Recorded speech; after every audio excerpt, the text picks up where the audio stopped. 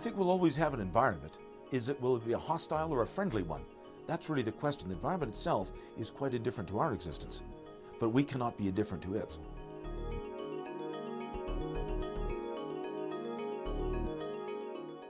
The Ecosys Modeling Project is something I developed about 20 years ago in response to a societal question that has been asked quite frequently over the years. Are our ecosystems sources or sinks of greenhouse gases, and how will they be impacted by the climate change that our emission of greenhouse gases into the atmosphere is believed to be bringing about? So in order to acquire a more predictive capability based on fundamental science, I developed this program. We're working on a project now with Sabera to automate this whole process, to make it much more rapid, to make it much easier to do these large-scale runs. We have a tremendous capacity to measure these effects, to measure emissions, to measure impacts. We have armies of people out in the field who are recording the most amazing and diverse data on the exchange of greenhouse gases, the impact of greenhouse gases.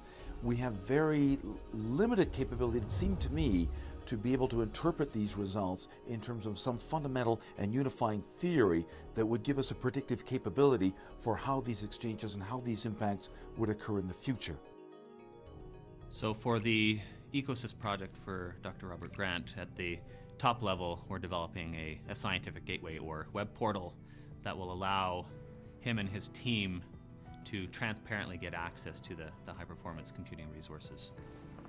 You're trying to model the movement of water through this peatland.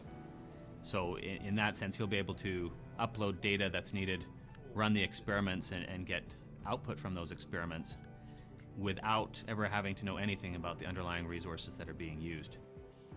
What we need to be able to do is to run this model on the sort of spatial scales, the huge regional and even national scales at which the answers to the questions that are being asked need to be addressed.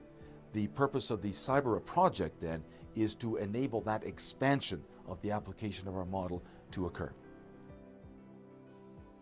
The productivity and the sustainability of our ecosystems within which we live is surely a key question that can't fail but to stimulate the ecological mind, and the Cybera project of which we're talking gives us an opportunity to participate in this question at a level that would not have been possible even just a few years ago.